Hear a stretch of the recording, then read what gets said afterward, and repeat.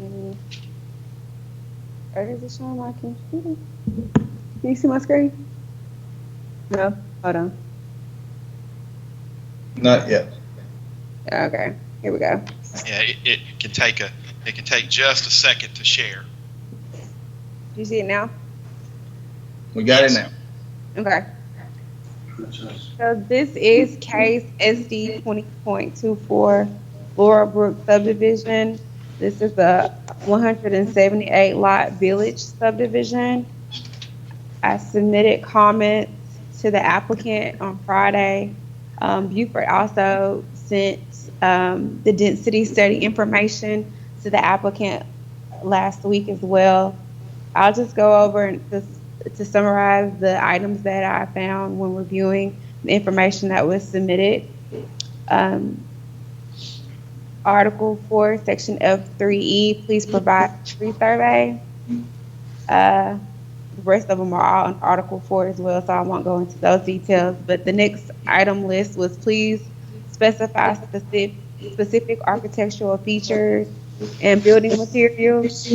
Please provide renderings that include all four sides of the residential structure.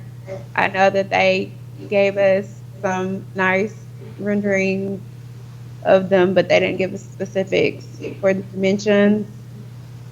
Please provide elevations and more detailed information for the amenity. They're proposing to have an amenity here, and there's a rendering, but it doesn't give any specifics. Please provide um, please provide standard right-of-way details and the depiction of sidewalks on the site plan. Please revise the site plan to depict the density, not that on the site plan. Please revise the site plan to depict the density and total acreage, the common areas to be located under the site data. That gives some information about the common areas, but over here on the actual site data, it's missing. Please note that the subdivision will require 2 point Carla, interest. Yes. Carla, I'm sorry to interrupt real quick. We're getting some feedback, and I just want to make sure, since you're in the same room with Samara, her mic's muted, we're not getting feedback. Okay. She Okay. said, I hear an echo, but I don't know where it's coming from. Okay. Please note the subdivision will require 2 separate points of ingress and egress as the subdivision has more than 30 lots. Please revise site plan to depict 2 points of entry and exit. And then Buford had some information regarding the density study. Yeah, and thank you, Carla. And I'll tell you what, Carla, what we can do is that's the subjective part of this, and it's basically and that's the good part of a village subdivision. You can make those requests, but the tough part is you have to justify it to the planning commission. And I think what we can do is go through and see if they have any questions about the technical review, because the subregs requires what it requires, and everything Carla described is exactly how it's laid out in the subregs as far as what it's requiring. The density review, that's subjective, and it's really whether the planning commission will allow a density development of that density in that part of the county, in that part of the planning jurisdiction. So I think what we can do is just turn it over to the applicants for questions, and we'll kind of take it from there. Okay, this is Steve. Yeah, let me just go back to Carla's comments, and let's just start with a couple of those. And I'll just start with the first one with Richard, if Richard Johnson's there, and it's relative to the 2 entrances. And Jason's in here, and he can speak to this better than I, but what we have an issue with there is a sight distance issue.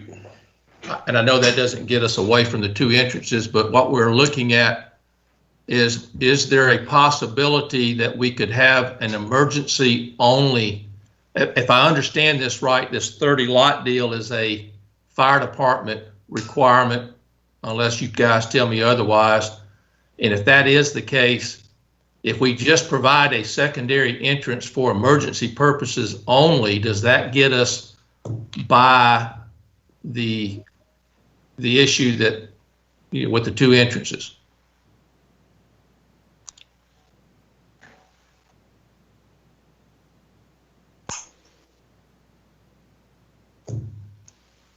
Hello?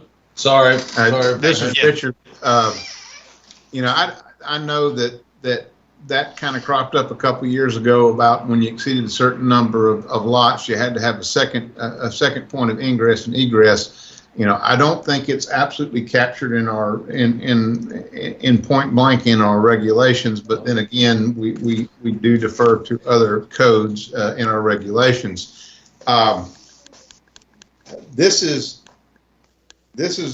fronts on 181, correct? Correct. That's correct. So state roads, we can't, they're going to mandate the access, and we don't have any choice of that. You do at least show one stub out to the east for future development and connectivity. That's a great question. I don't have an answer for you. And Richard, I can jump in real quick if you'd like. Can I jump in real quick, guys? This is Eric. I'm jumping in real quick.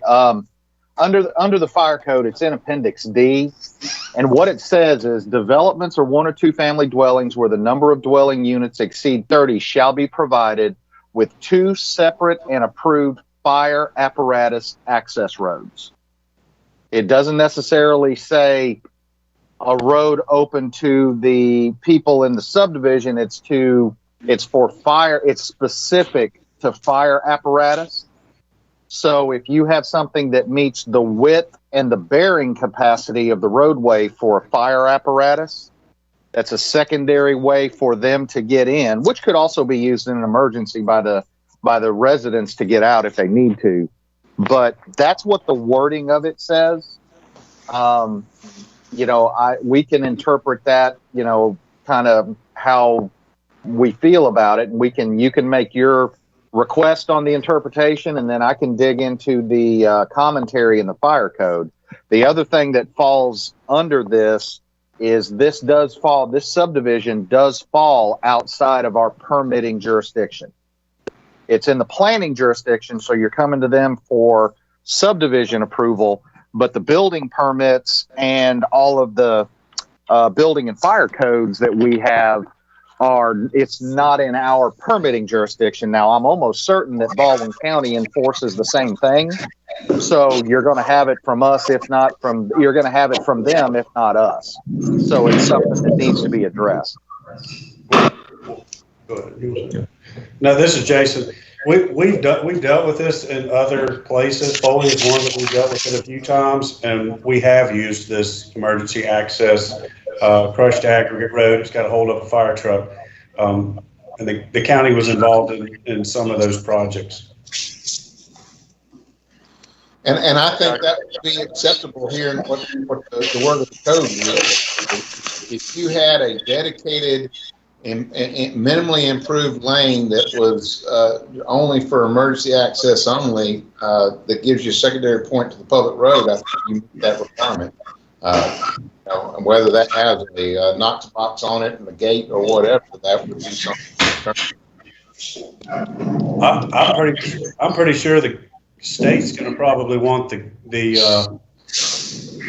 gate on it if we're not putting in a full blown turnout. So those are some issues that we have to address with the state before we can be sure that it was going to be accepted.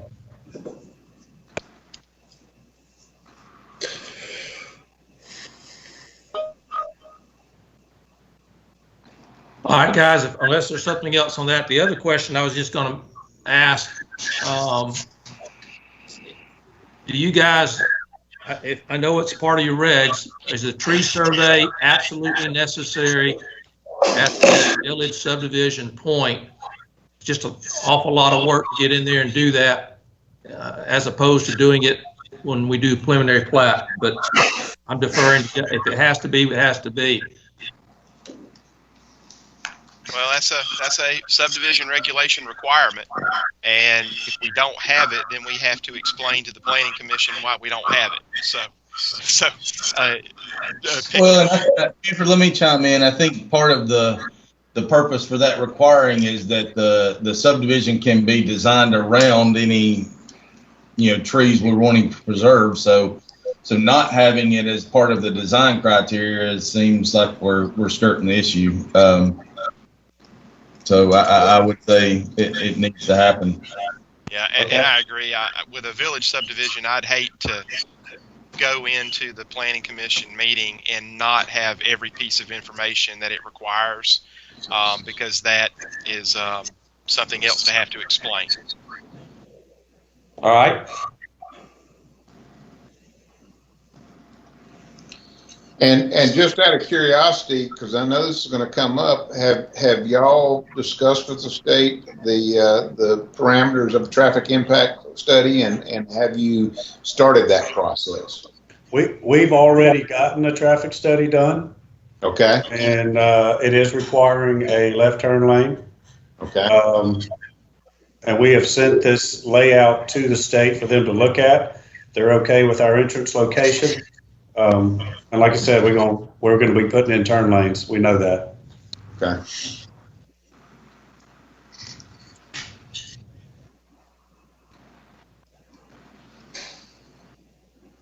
Okay, was there anything else from Carla's comments that we're prepared to discuss?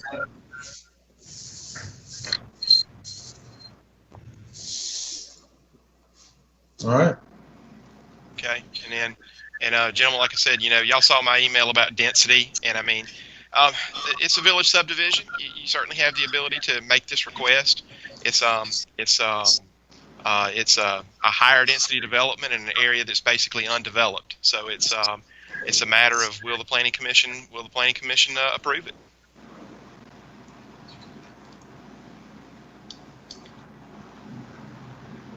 All right. Hey, real quick, guys. I'm sorry. This is Joe Everson with 68 Ventures. Buford, just had a quick question about the density calculations. So in your email, you referenced the fact that you used a quarter mile radius for the calculations. Is that quarter mile radius, is that used in all parts of y'all's jurisdiction? And the point I'm making is that quarter mile used in a more populated area? Like, let's say you're doing something off of Fairhope Avenue and 98. Would you use the same quarter mile as you would, our project? Or would there be, any kind of, would it warrant maybe expanding that quarter mile to maybe a half mile or something, since it is a less populated area? Because I'm looking at, at your screen right now, if you were to expand that, you would probably pick up those neighborhoods up to the north that are really just outside of that study area I'm looking at. So it's just a question. And that's a good question, and I won't take a bunch of time to answer that. I'll say that basically the quarter mile is where we got that from, is that falls within a ped shed, within a pedestrian shed, that the average person will walk a quarter mile. And so that's from where we've derived it. But understand that is an internal thing that we've developed to try to put some subjective numbers to an objective type of situation. And so that's basically the origin of the quarter mile. I mean, you could make it 1,000 feet, you could make it 1,500 feet. We use 1320 because that's a quarter mile, and that's a typical ped shed. Okay, got it.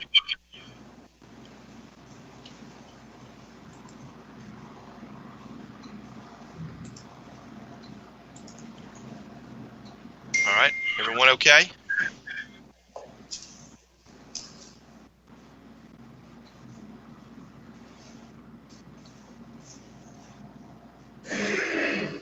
All right. Well, Hunter, it sounds like we can move on if everyone's ready.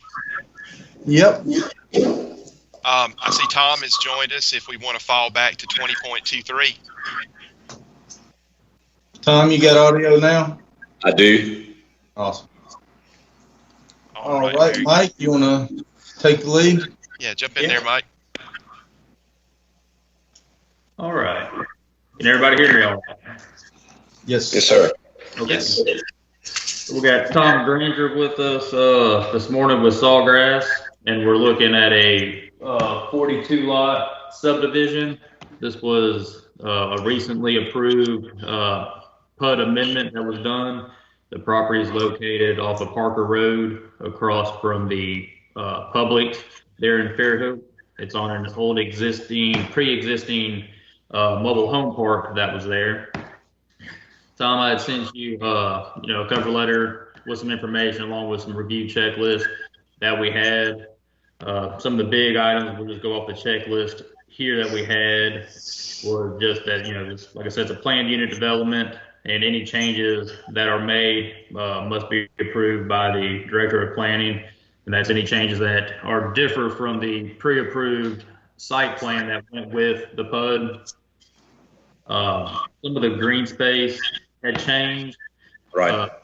So if you just provide like a color drawing showing what some of those green spaces areas are and what part you're actually using to count as green space, and just include the calculation for square footage and in acres, just with an explanation of how that green space is actually going to be utilized or how it's going to be functional. Some of the utility notes, either for Rivieras or Fairhope, need to reflect a 15-foot drainage and utility or 15-foot utility easements for the front, rear, and side lot lines. They can be 7.5 feet each side on interior lot lines. Then just a couple notes to add to the plat, just reflecting the no accessory structures or dwellings per the ordinance. It'd be a lot easier to find that information if it's actually on the plat itself instead of trying to backtrack through it in 5 or 6 years when somebody's building one of the final homes in there. You can add maximum lot coverage and building height to the plat. And the last note was for that commercial lot that we have there, if you can show the allowed uses and the setbacks required for that single commercial lot that fronts on Parker Road, were some of the major items that we had. Going back to the plat, Tom, do you have any questions or anything on any of those items? No, sir. And looking at lost my mouse. There was the gas easement that is shown down here that's going through this new detention pond. I spoke with Terry Holman about this easement that's going through here. That is not currently in use. It was used previously for that mobile home park and to service some of the commercial businesses off of 98 there, and that gas has been rerouted. But we want to see the possibility of we could vacate that if we could possibly add a utility easement to that 30-foot ingress egress access easement that comes up from 98.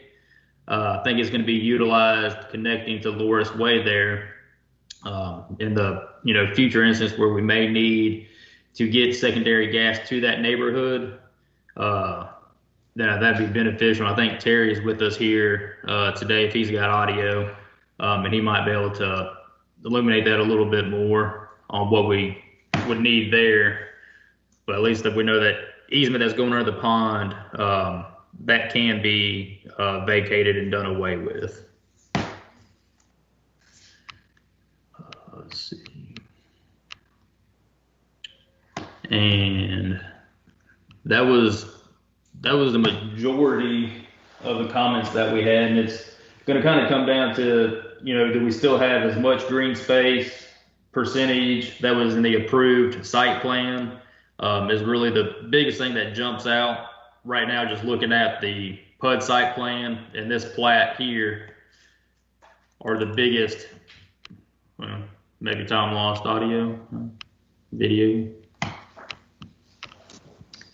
Does any other members of staff have any questions or comments?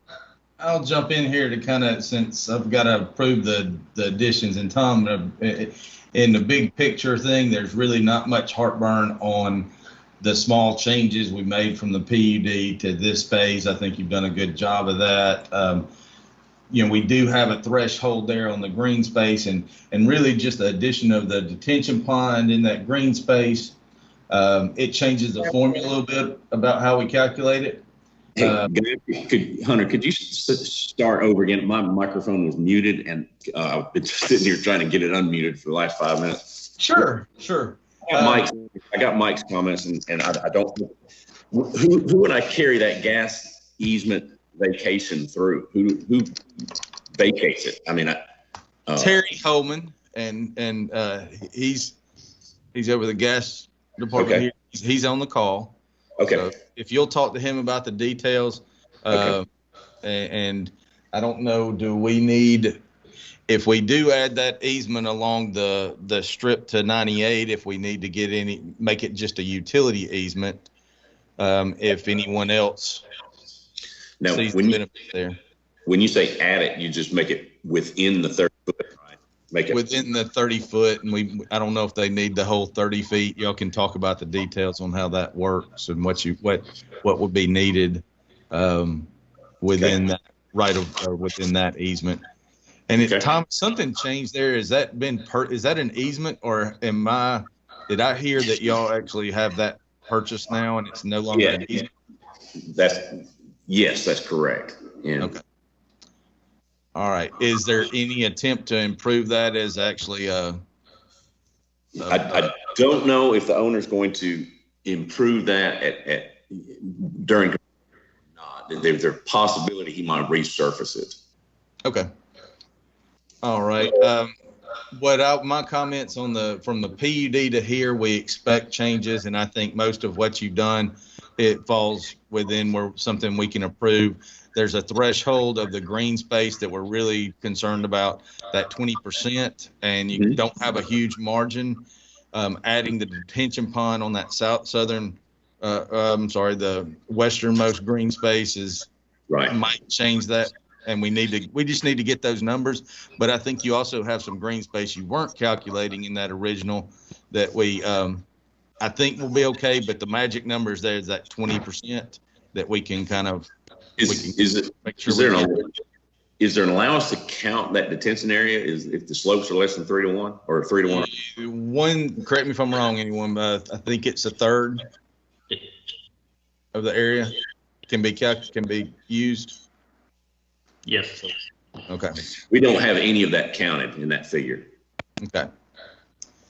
Hey, can I just a second? Can anybody hear me? Yes. All right, on the water side, the sewer, of course, the lift station's in good shape. But we are going to need to try to do a flow test when the time comes to see what we're flowing in there. There's always the opportunity for somebody to bring a line in through that easement. I'm concerned about it. The whole thing I realize has to be redone. But the lift station, again, is in good shape. It is serviceable for that whole entire property. It doesn't need to be upgraded or anything. It'll more than that handle what you're bringing in there on these lots. But the water could be an issue.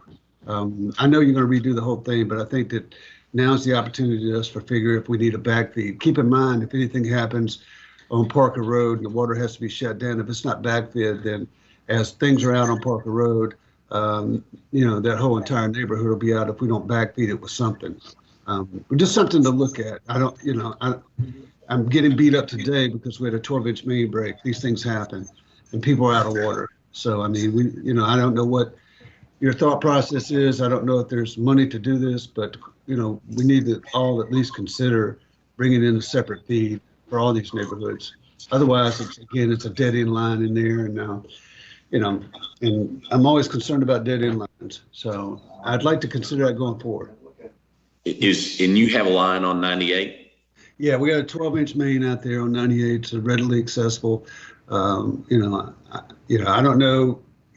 We don't normally develop properties, and I'm not suggesting we are now, but I just want to say that it's something we seriously need to consider. For just the reasons I just said.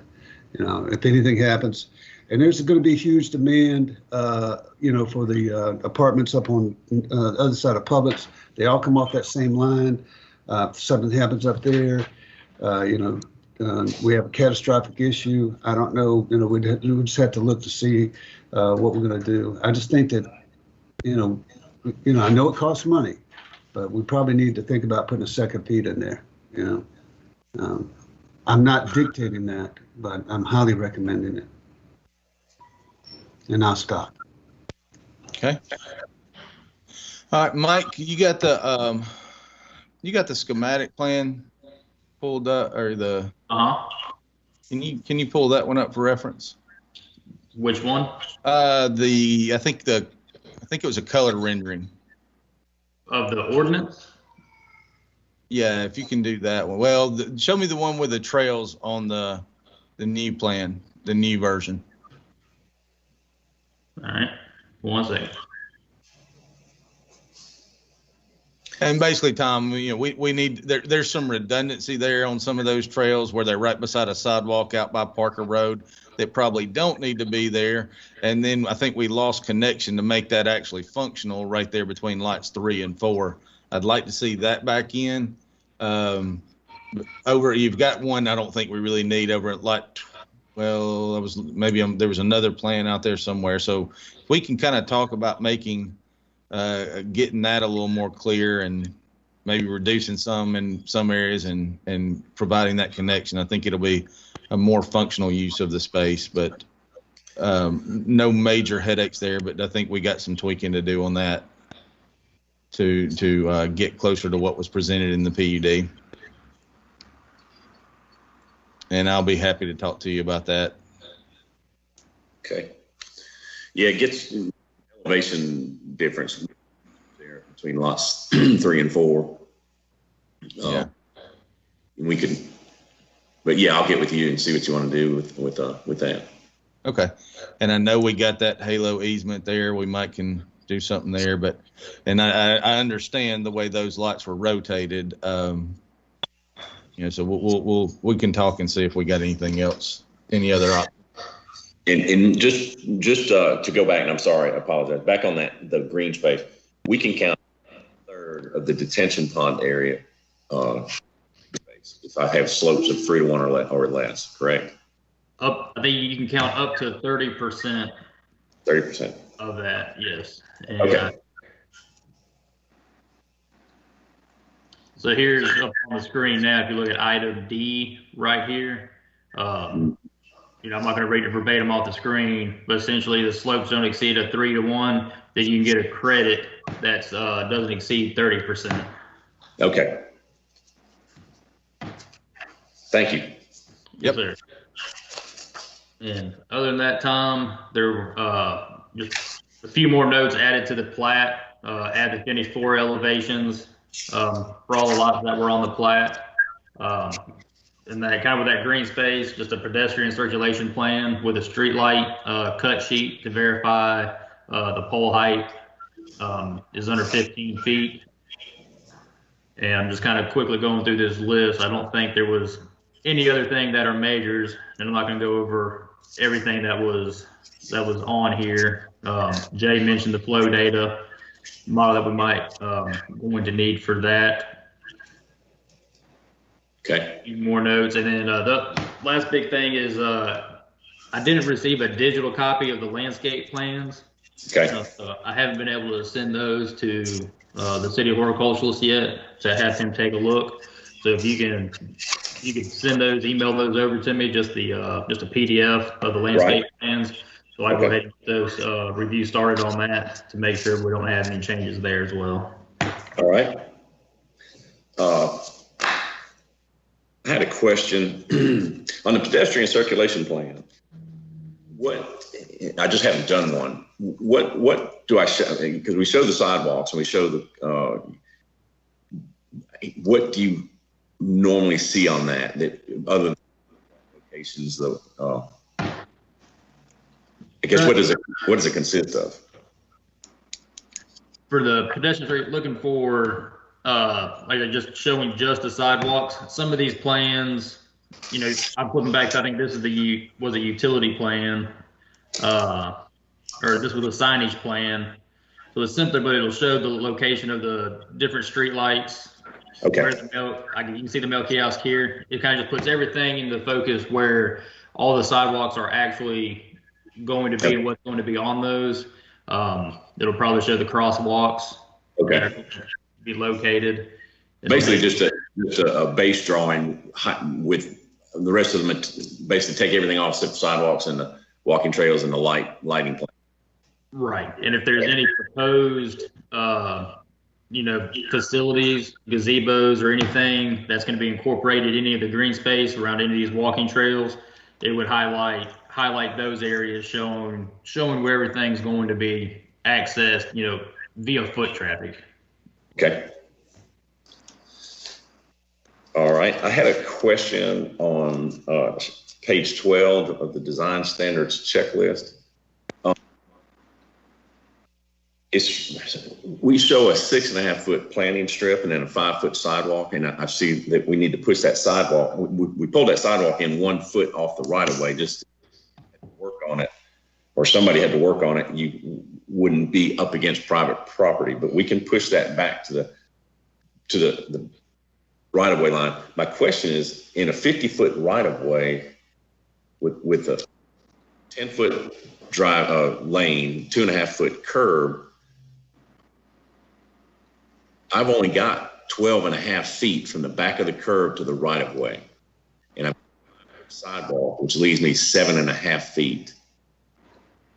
Right. Is there a variance I can get to go 7.5 instead of the 8? Because I can't, unless I go to a 52 foot right of way, I can't get it. You could ask the planning commission for a waiver from that 8 foot planting strip standard to 7.5 feet, and simply explain to them, the style of the road that you're going with the 2.5 foot gutter system on there, and that's something that they could grant. Trying to think of another. Do most go with a 24 inch curb and gutter? Is that? I believe so. I would have to pull up another plans. But I guess that's the only way you could do it. Well, that's why I think your curb and gutter was a little larger than what I typically see. And Richard Johnson may have a more intelligent view on it than I do when it comes to that. Richard had to step out for another meeting, so we can check with him on that. All right. Are those valley curbs? It's that roll type curb. No, it's not valley. Okay. And what I was going to say, Tom, and certainly your design, I think more typically, most of the recent subdivisions have used valley curb, which allows them to fit that 50 foot right of way. So, I can do the roll type in a 24 inch. I've just been using that 30 inch on numerous other developments, and I think I can do the same type, but just do a 24 inch instead of 30. That's the only way. And Tom and Mike, just not to derail you, but just double check chapter 19 of the city's building code before you put in that roll curb, just to make sure that it's still acceptable. All right. Chapter 19 of city's building code? Yes, of chapter 19 of Fairhope's municipal code. It tells you which curb to use in which area. Okay.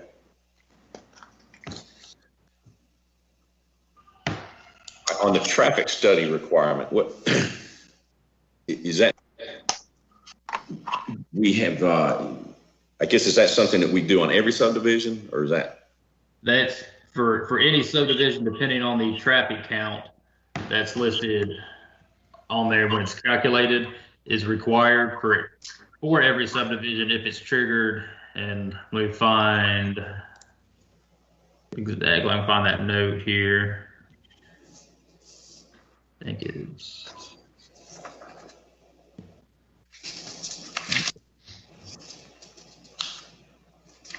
here. Well, I'm not sure where in the checklist that it is, Tom. But there are some subdivisions. This one being under 50 lots is going to be close to whether or not it triggers that average daily trip count on there. And you can just calculate that using trying to remember the traffic manual, and Beaver, you may help me out with which manual that is. Can't remember the exact name of it. AlDOT's standard manual for highway construction. And I'm also looking for the traffic study section too. I'll tell you here in just a second. So it's, the note is under Article 4, Section C, G. And I think Buford, in my community meeting, I made note that Mr. Rip had called me. He did not attend the meeting, but he called me and said he would send a letter. I got that letter Friday, so we'd already turned this in, but I can make that available to you. I will. The letter really doesn't address anything in much to do with this subdivision. It's pretty much a long public. Right, and that's part where this subdivision is. We know there is a lot of that Parker Road is a high traffic area already. So that traffic study will dictate if there needs to be any type of, possible extra turn lanes or improvements being right across from the Publix intersection. But again, it'll depend on the additional traffic that these 41 residential lots and 1 commercial lot is going to produce. So, Tom, just to give you a quick thing, just to give you just a quick overview, that article and section that's in your review comments basically says traffic data and traffic study.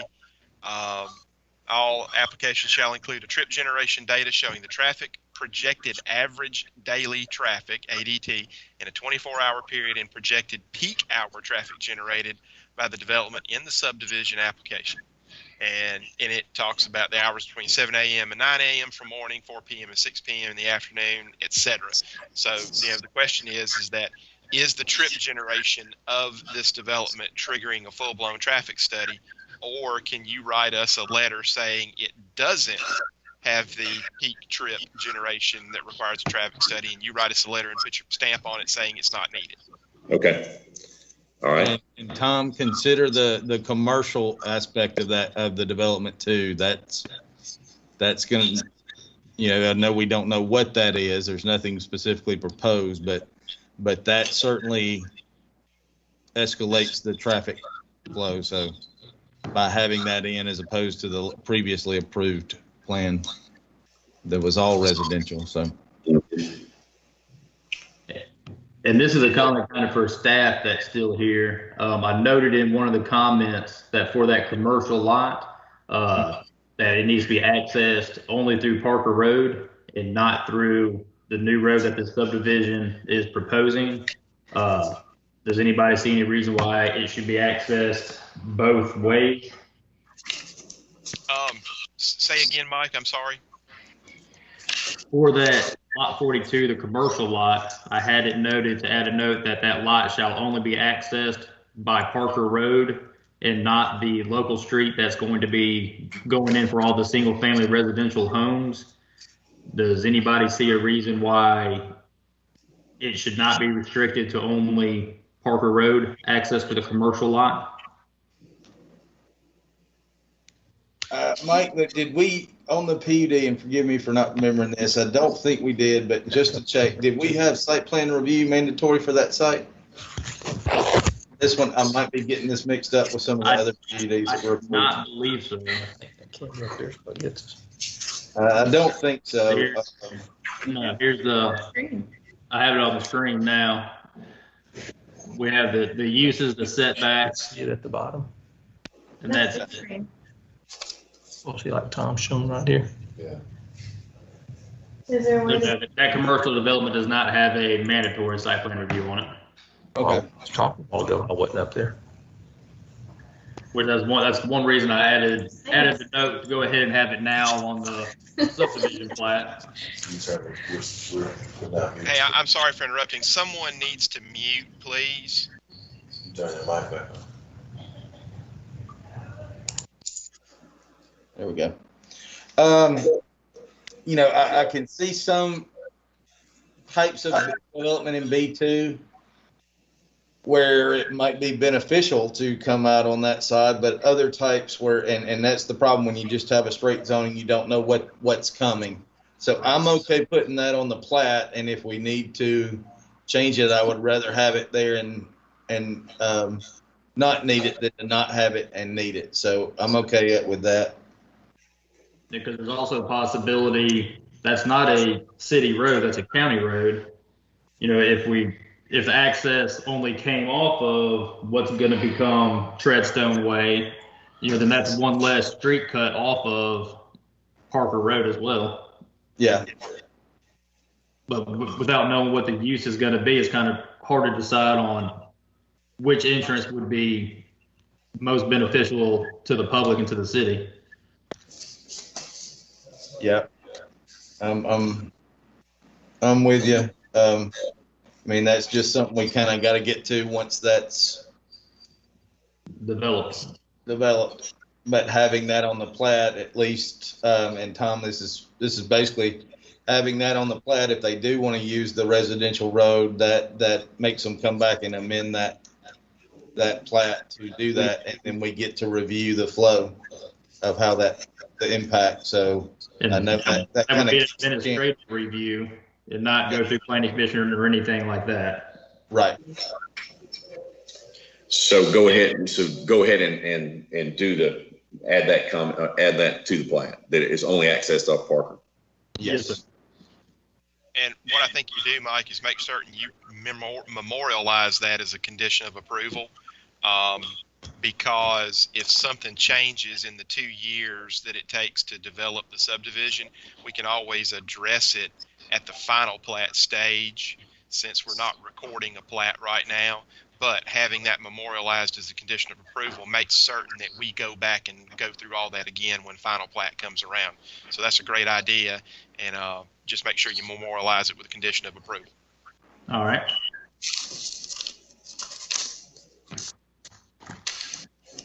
Tom, you got any questions that we can help you with today? I think you covered them. The big thing was that 8-foot planting strip. I'll see if we just go back to a 24-inch curb and gutter. That's the only way we do that. I think probably the only other option that you have, which can be a little burdensome, is a pedestrian easement for the sidewalk, which can give you a little room, and I've seen that done. It's essentially taking away part of the property. It's still would be in the utility easement as well. So I don't know if the different utilities, kind of have issues or worries about having, extra concrete and things that are in there that could get torn up if any utility work ever has to be done. So it's kind of a risky move in my opinion. Right. Okay. Yeah, because we have that 10-foot drainage utility easement that keeps everything out from underneath the sidewalk if they can. Right. Well, it's per Riviera, you have to have a 15-foot front utility easement, and that's noted in the comments I sent you. Yeah. Okay. All right.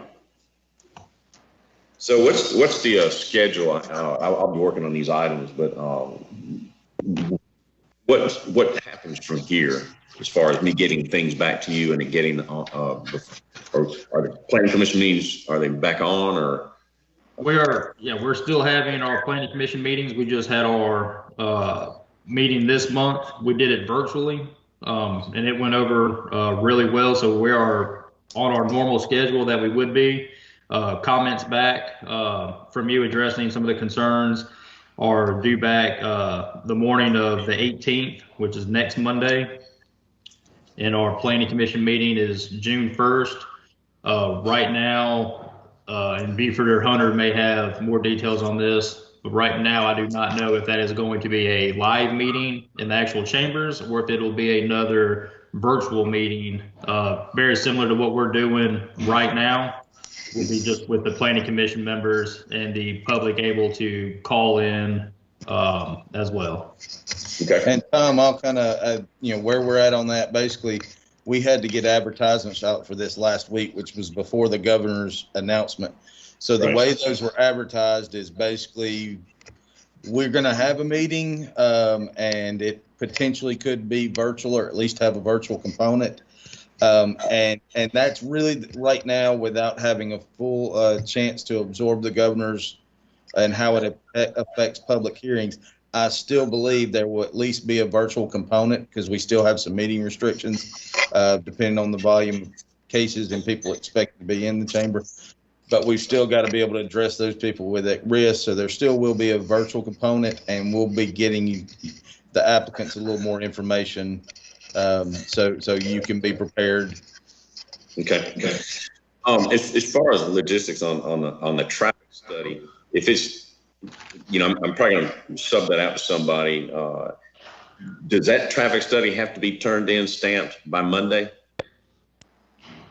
And the flow test and all that, does that have to be done, or is that something that can be done through the process? If we're doing one, or as long as for the traffic study and the flow model data, yes. if I know that it is ongoing, it is actually being performed, it is in the works, I can do without having it on Monday. Okay. But I would have the next date that I would have to have that is going to be probably that following Monday I think that would be the 25th. That is when I have to have all my reports, all my information completed and put together for the planning commission to send to them for that meeting. So that's kind of about the biggest grace period that I have to do that. Well, I appreciate it. That's that. I think we can get it done by then. I just be hectic a little bit to get that all done in a week. But that's it. If I have anything else, I'll email and keep in contact with y'all. Yep. And Tom, if there's anything else major, or we need to do another virtual meeting like this, one-on-one, or with Buford, with Hunter, or whoever you need from utilities or whatever, we can set something else like this up again if we can't make it into the office to a meeting. Okay. Thank y'all very much. All right. Have a good day, Tom. Thank you.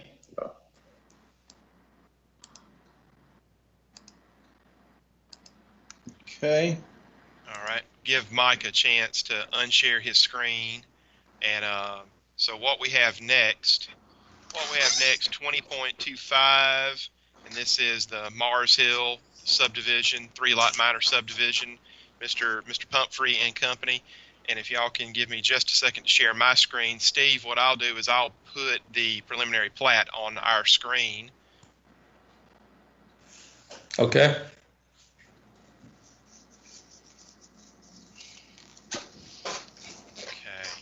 Okay, so can y'all see the preliminary plat, Mars Hill subdivision? Yes. Okay, very good. So, Steve, a lot of comments, but most of it was pretty much routine things that we do for labeling and that sort of thing for subdivisions.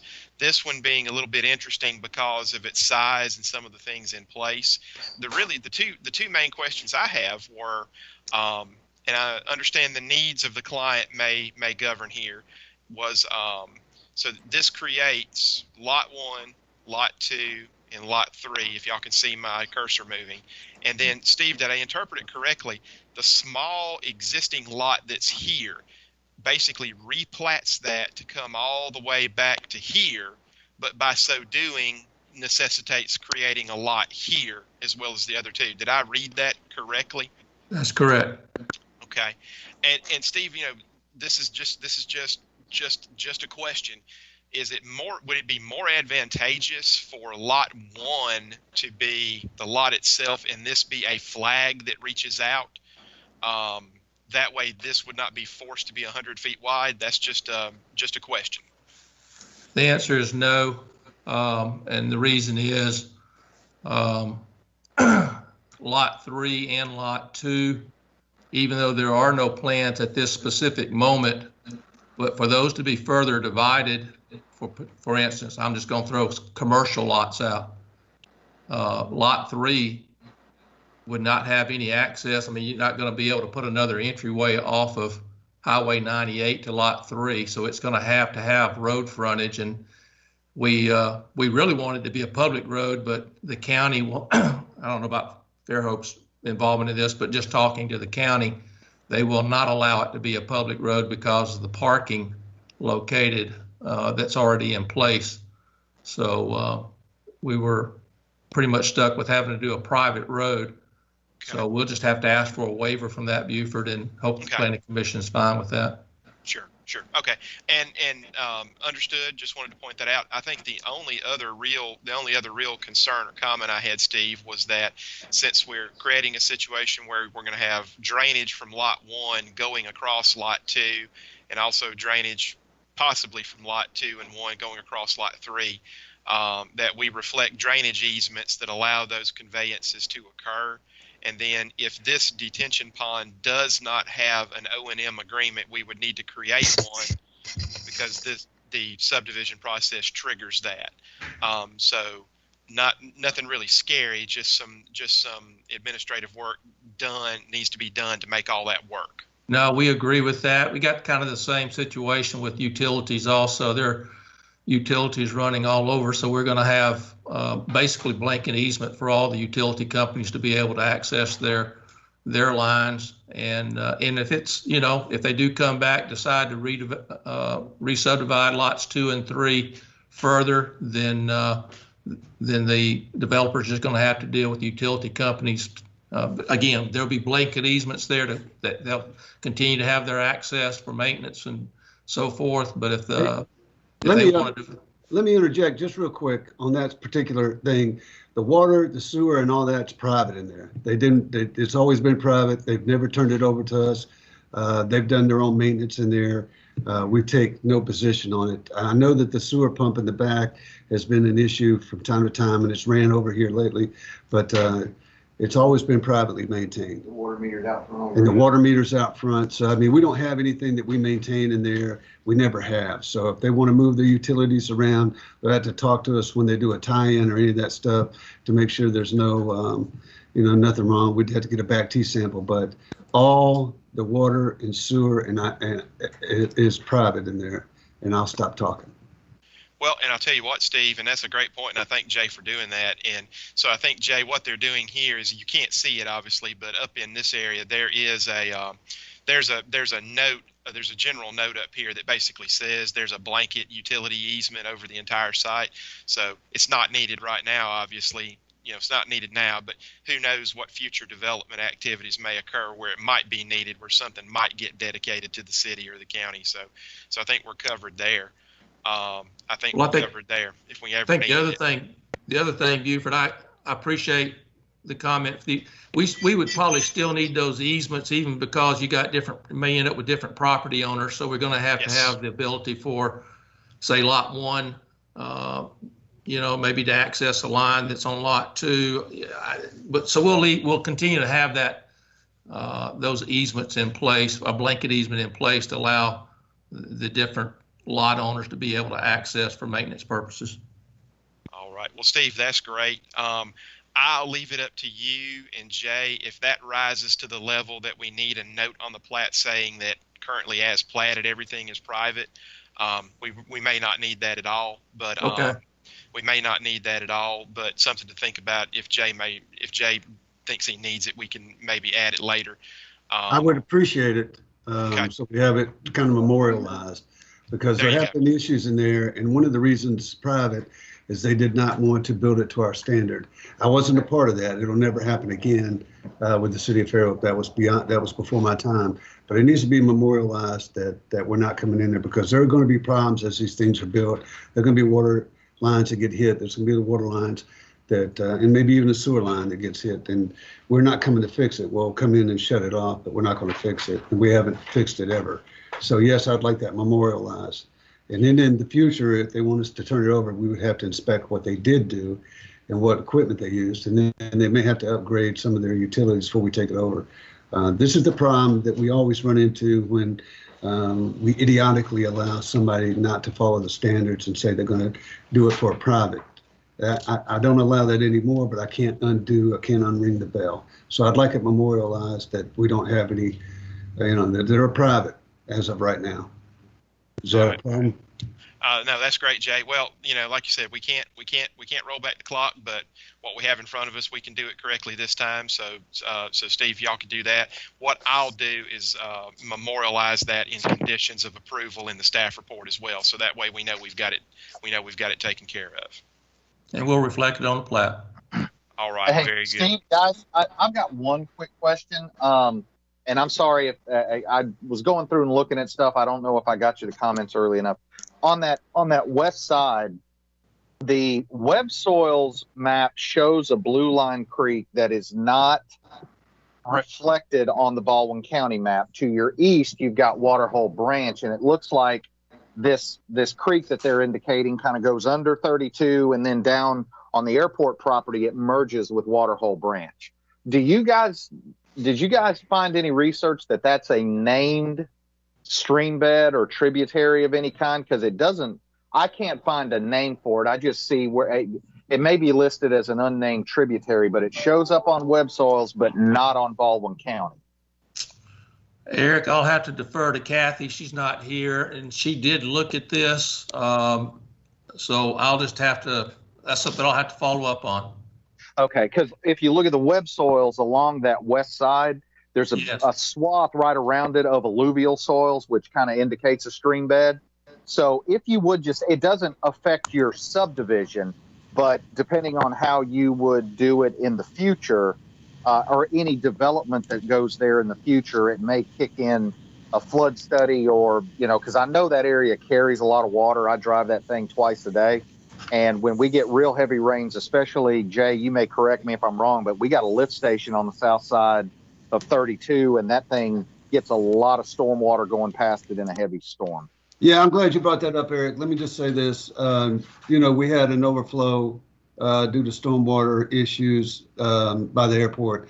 And when we did the overflow, we found that that water line that you're talking about that goes up to that wet area by this Mars Hill is considered, for reporting purposes anyway, and I don't know how that goes with what you're doing, but for reporting purposes, that's like the headwaters for Waterhole Branch. That's what they consider. That's why the county came in, I was told, and upgraded that storm drain, because too much of it was backing up. They wanted a better flow there, and of course it made my situation worse. But that's not the point here. But I believe that is considered the head of Waterhole Branch. I'm almost sure of that. At least it's just from a reporting purpose. Yeah, if you look at it on the web soils, it kind of V's off, and Waterhole Branch is what's labeled as Waterhole Branch is on the east side, and then you've got this other one coming in kind of at a V. They both go under 32, and down on the airport property they meet. And the biggest thing is just kind of keep that in mind, because the web soils popped up with the local alluvials right around where that blue line would be. So have Kathy take a look at that, and she's welcome to call me, and we'll discuss it if she has any questions. Buford, I've got a question. Buford, can you hear me? Sure. Okay. If Kathy does delineate that, decide it is a stream, I believe that is going to be Waterhole Branch. So if she decides that is a true stream, would we require stream buffer signage prior to the subdivision development?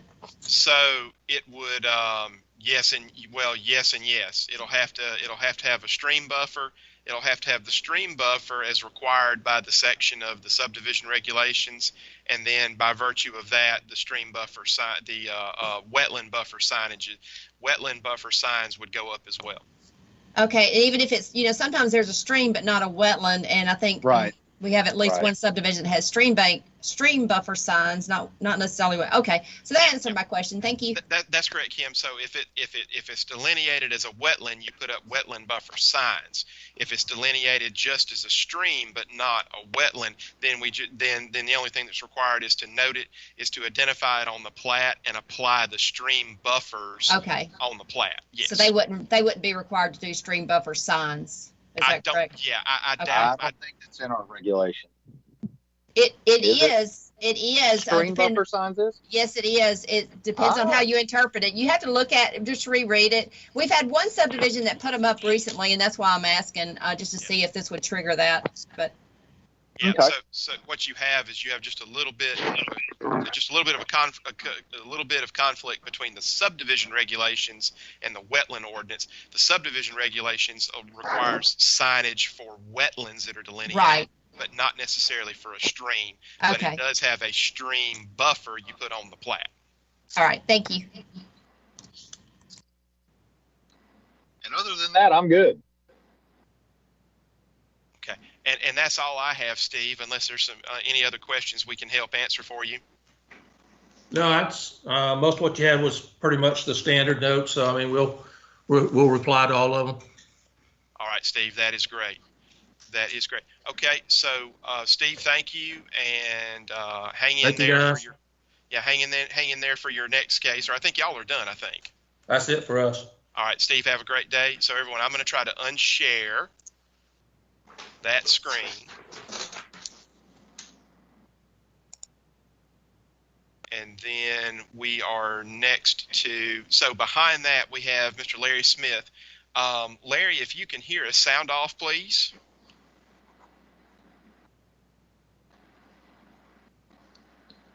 Don't have audio from you, Larry, you look like you're muted. Yeah. There you are. All right, I've got David Dill here. Also, he's actually the one that was handling the Roberts subdivision. So. All right, very good. So Larry, David, thank you. Good morning, guys. And if y'all can bear with me just a minute, let me share my screen. And I'll put the preliminary plat on screen for everyone.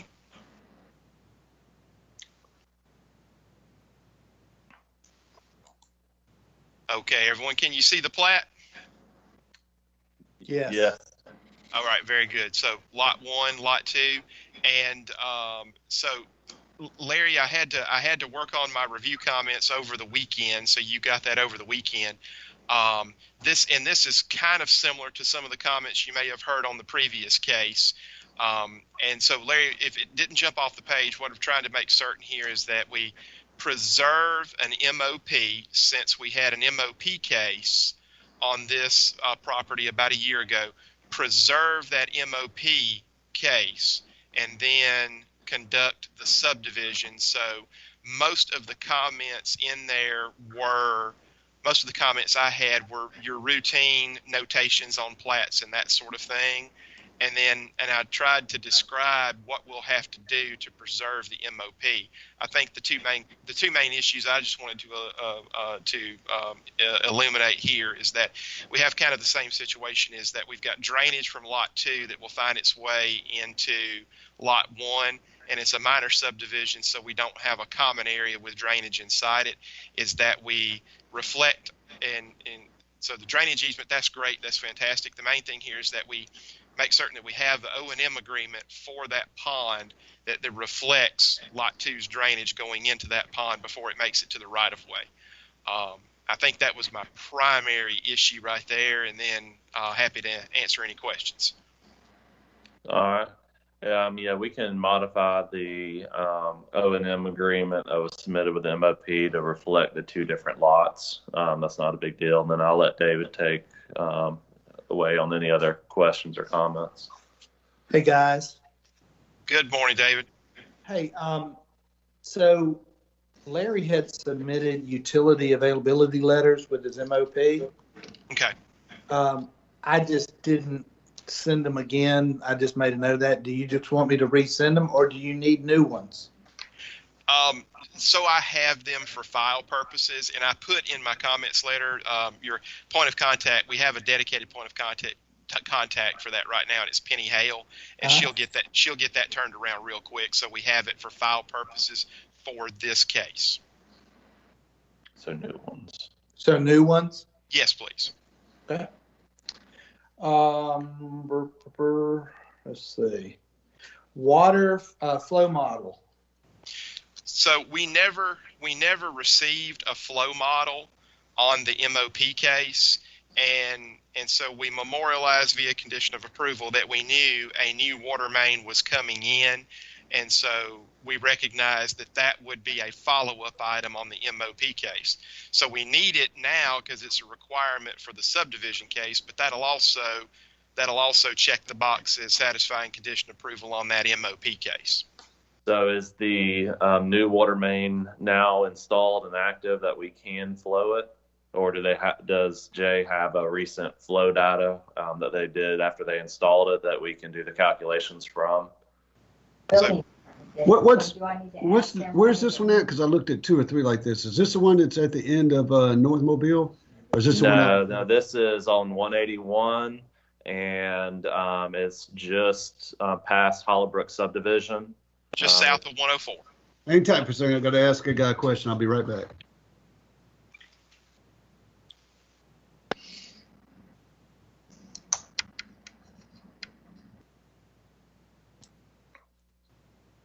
Hey, Buford and Hunter, the notes that I sent you guys this morning with my question about the fire separation with the subdivision, please disregard that note. I'm looking at the plat and they're fine. Okay. Yeah, and I'm zooming in. Yeah. All right, I'm back, and I don't want to interrupt, so I apologize. But I mean, we can use Mission Trace as a stopping point. We ran the 12-inch main basically up to Mission Trace and then tie back into the 6-inch. Larry, where are we at? Do you know where Mission Trace is? There's a place, I forget the builder's name, McElmurray, built a few buildings right there south of Hollowbrook. Where do you? Yeah, we're in between. We're in between those buildings and Hollowbrook. Okay, good. So the 12-inch main will be in front of you. I don't think there'll be a flow issue at all. But we definitely need to do something. All right. Yeah. So do you have current flow data on that, or is it not running yet? It's installed. I don't think I have flow data. I'll get back to you, Larry, directly as soon as I find out. But before we do a flow test, we'll have to have you guys come out and be a part of it. Yes. I would assume there's not one right in front of that property. In fact, I'm about 95% sure there's not one. Okay. Well, if not, we can definitely get one scheduled and meet Curtis out there. Well, we're not going to be able to do one until this drought lets up on us a little bit. We're struggling to keep up with demand now, so everybody has to be a little patient. I mean, we're just about maxed out. So we'll get it done. That being said, Buford, can we kick that can down the road just like we did on the MOP until such time that we can provide it? Seeing that the city doesn't believe it's going to be an issue, it's just something we need to provide to you. Right, Larry. Yeah, I think that's fine. I think we treat it just like we did the MOP. We kick the can down the road, and it's one of those things that we do as follow-up correspondence for file purposes. So no problem here. I can reflect that as a condition of approval if we need to. All right. Yeah, it'd be good to memorialize that. Yeah. Yeah, I'm making a note of it right now. Okay. I think the only other thing that I see in the comments is, I guess, a clarification of how the green space works with this as opposed to the MOP. So David, we had and yes, to answer that question, when we went through the MOP approval process, the MOP, since we were talking about one piece of property, reflected 12.2 or 12.4% green space, and that satisfied the entire piece of property. So we have a situation now where we have a minor subdivision, and so the green space that satisfies the MOP is now on lot 1.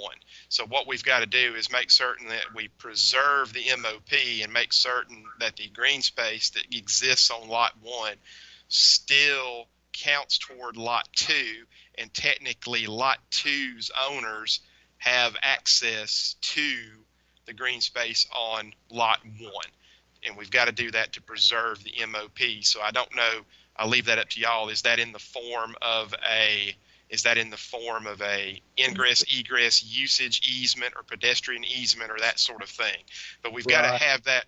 We've got to have that link to make certain that the MOP doesn't go away. Okay, and that's something that you want memorialized on the plat? Yes. Yeah. Okay. Yeah.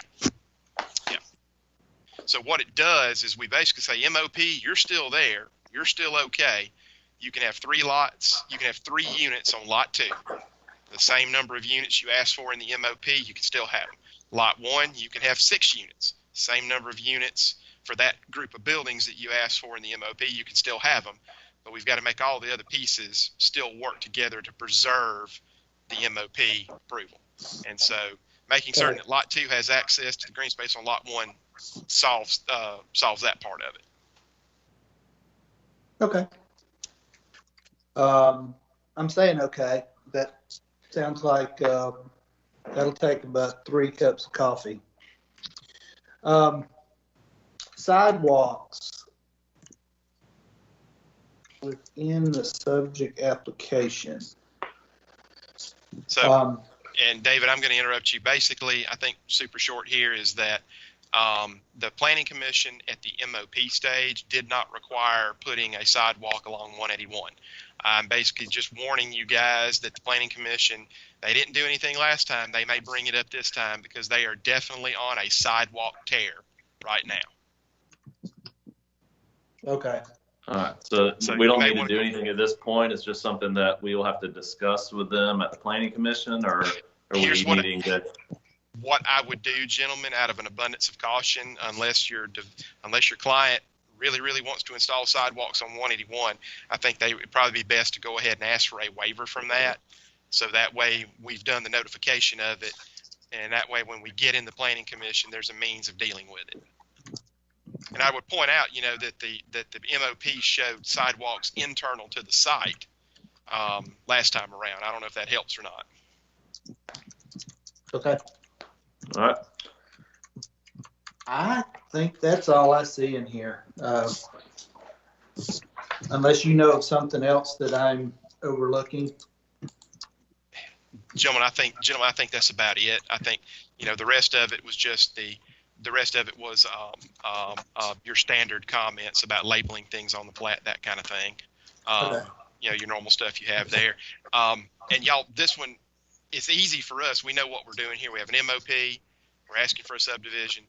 The MOP is remaining intact. It may be hard to describe all that in front of the Planning Commission. So that's our challenge before us.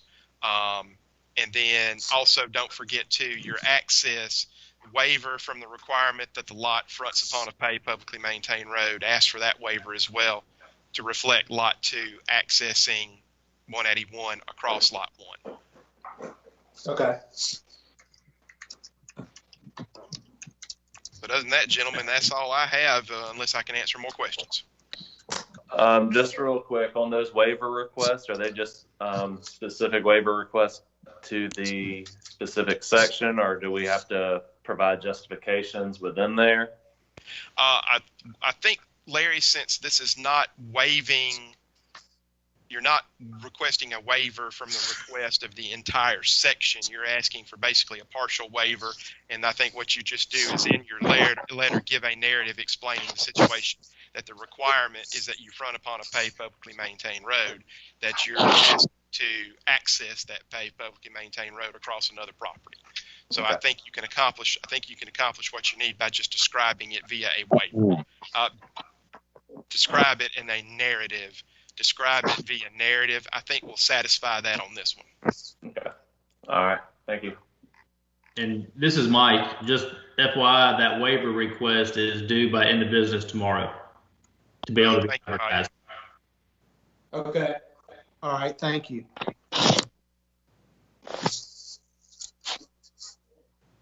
All right.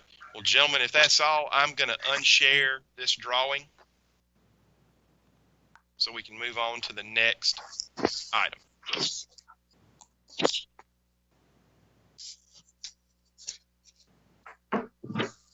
And then we've got the Bishop Road MOP. So Samara, take over whenever you get ready. I think I've unshared all my stuff. There you go.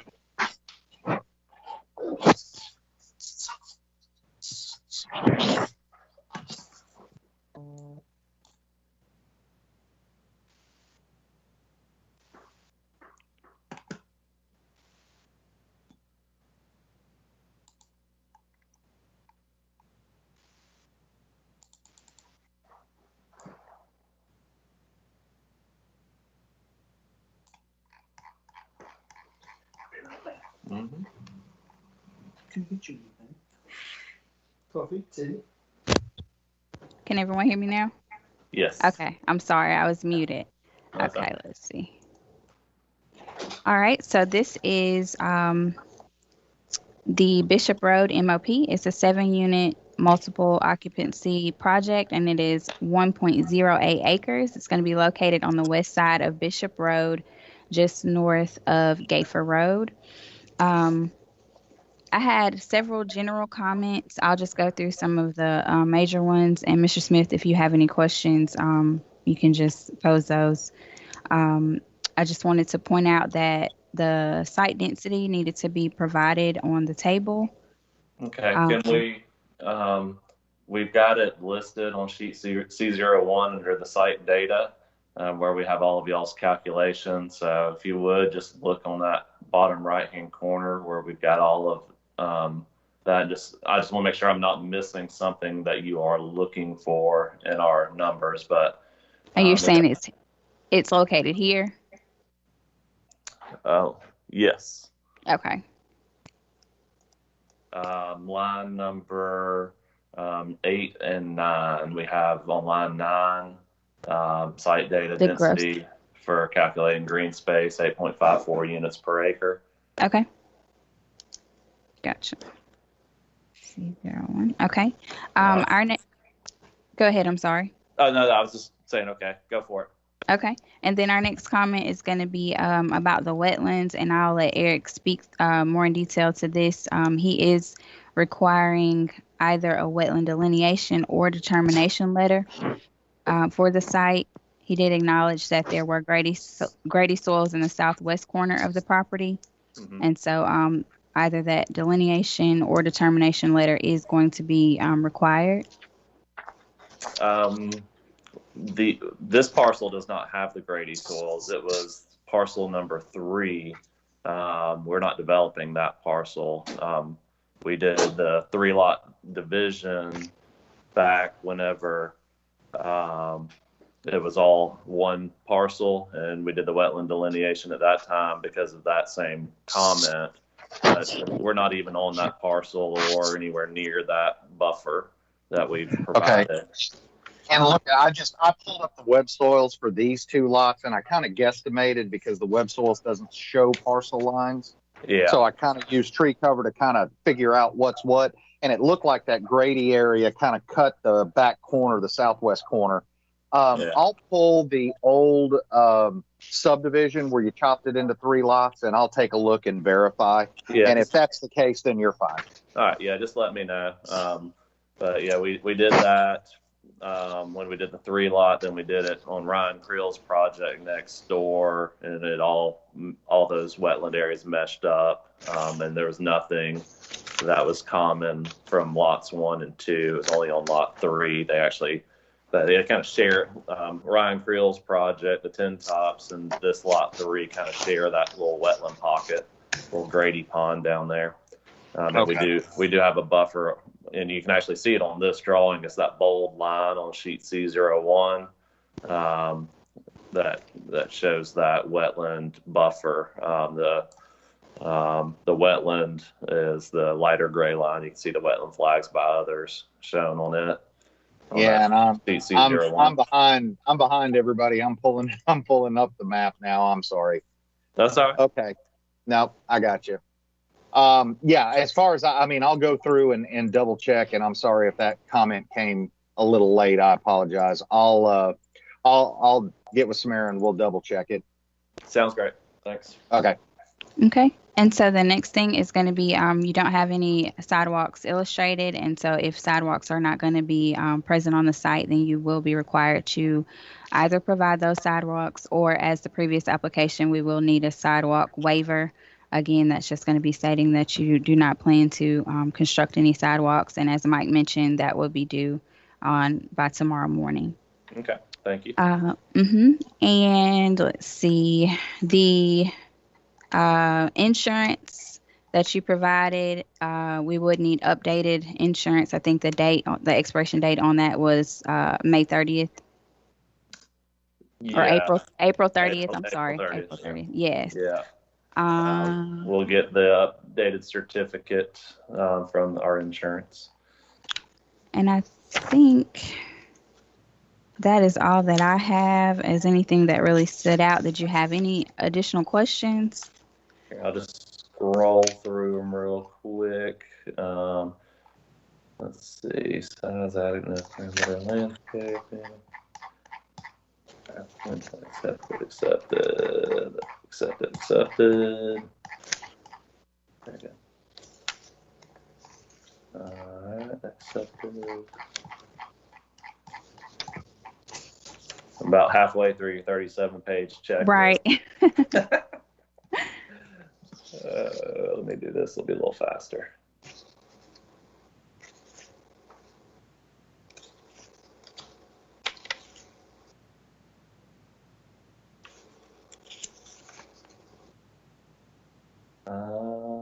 Accepted. Insurance is expired. Accepted. Revise and resubmit. Okay, sidewalk waiver. We just talked about that.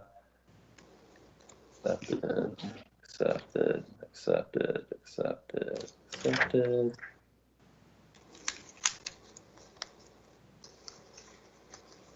All right. Now it looks like everything else is good. Okay. And Samara, just to jump in here real quick, just a reminder to Larry is, I guess the assumption is that we'll get a routine replat that will replat lots 2 into 1 into a single lot. Is that still the plan?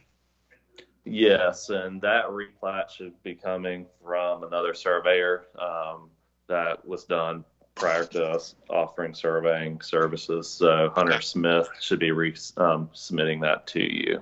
Okay, very good. We'll be on the lookout for it. All right. That's all I got.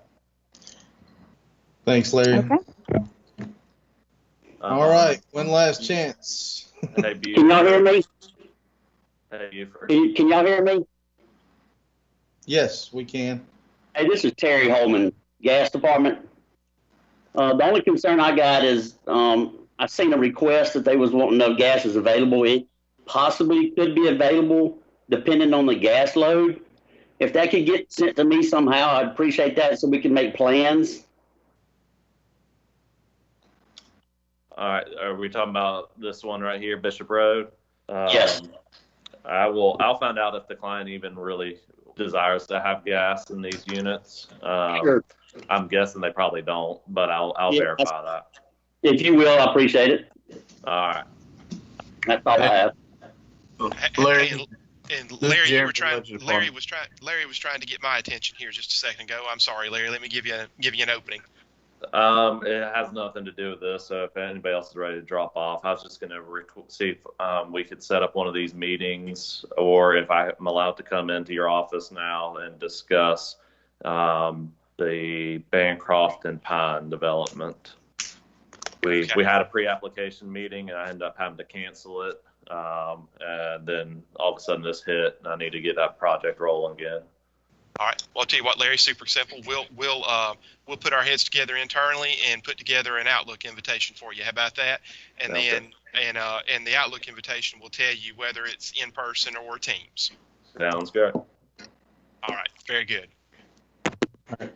Thanks, Larry. All right. Thank y'all. All right. Anything else from anyone? Yeah, hey, this is Jeremy, Electric Department. Larry, I don't know if you've left yet. The Bishop Road project, are you going to have some transformer locations requested there, and where the meter's going to be located and all?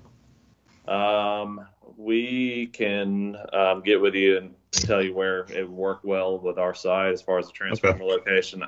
I do not know where the meters would be located. I'm guessing they'd be in between the two buildings, but I have to get with the architect at this point. All right, that'll work. Thank you, man. All right, bye. All right, if that's all, I think we're ready to end the meeting, and this will be recorded and put on YouTube, I believe, for reference. So thanks, everyone, for joining.